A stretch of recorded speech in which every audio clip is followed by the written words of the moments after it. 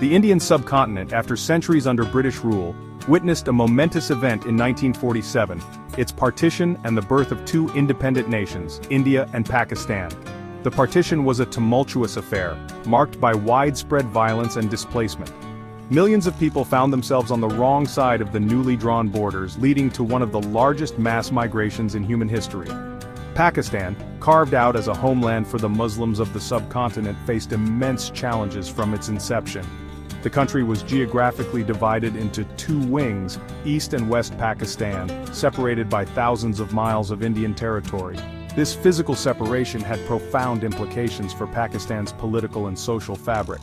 Despite the challenges, the creation of Pakistan was a testament to the unwavering determination of the Muslim League and its leader Muhammad Ali Jinnah, who had relentlessly advocated for a separate Muslim state. Jinnah, a lawyer by profession, was a charismatic and astute leader who commanded immense respect among his followers. The partition and the birth of Pakistan marked the beginning of a new era in South Asia. It was a moment of immense hope and aspiration, but also one of profound loss and displacement. The events of 1947 continue to shape the political and social landscape of the region to this day. Muhammad Ali Jinnah, affectionately known as the Quaid-e-Azam, or Great Leader, became the first Governor-General of Pakistan. He was a strong advocate for democracy, rule of law, and the rights of minorities. In his first address to the Constituent Assembly of Pakistan, Jinnah outlined his vision for a nation where Hindus would cease to be Hindus, and Muslims would cease to be Muslims, not in the religious sense, because that is the personal faith of each individual, but in the political sense, as citizens of the state. However, Jinnah's vision for a pluralistic and tolerant Pakistan faced numerous challenges in its infancy. The massive influx of refugees from India strained the country's limited resources. The task of establishing a functioning government and institutions from scratch proved daunting. Jinnah's health deteriorated rapidly in the months following independence, and he passed away in September 1948. His death was a huge blow to the nascent nation, which had pinned its hopes on his leadership during its formative years. Despite the challenges, Pakistan made significant strides in its early years. It adopted its first constitution in 1956, declaring itself an Islamic republic. The country also played an active role in international affairs, joining the United Nations and aligning itself with the West during the Cold War. The death of Jinnah created a power vacuum that plagued Pakistan with political instability. The country struggled to establish a strong democratic tradition, leading to a series of military coups. In 1958, General Ayub Khan seized power in the country's first military coup, marking the beginning of a recurring pattern in Pakistan's political history. Military rule brought about a mixed bag of successes and failures. While Ayub Khan's regime oversaw a period of economic growth, it also suppressed political dissent and concentrated power in the hands of the military. The 1965 war with India, though militarily inconclusive, exposed the vulnerabilities of a politically unstable Pakistan. The rise of Zulfikar Ali Bhutto and his Pakistan People's Party in the late 1960s offered a glimmer of hope for democratic change. Bhutto, a charismatic and populist leader, promised to restore democracy and address the grievances of the marginalized.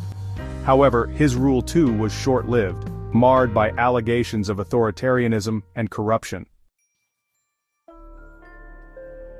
Section 4. A Nation Divided. The Loss of East Pakistan in 1971.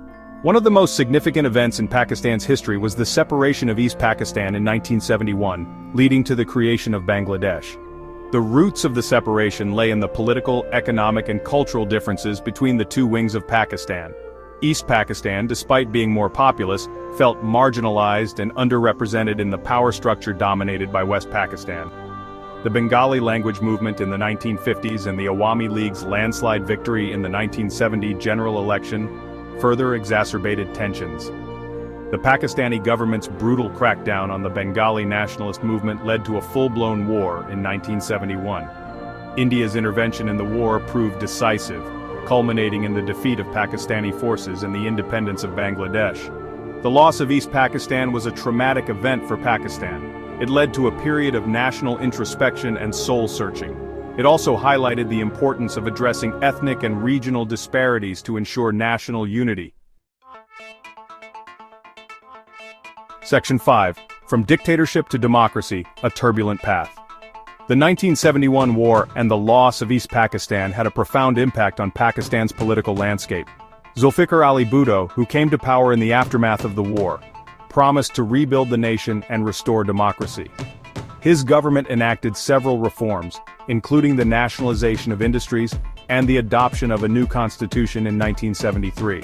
However, Bhutto's rule was also marked by political unrest and allegations of authoritarianism.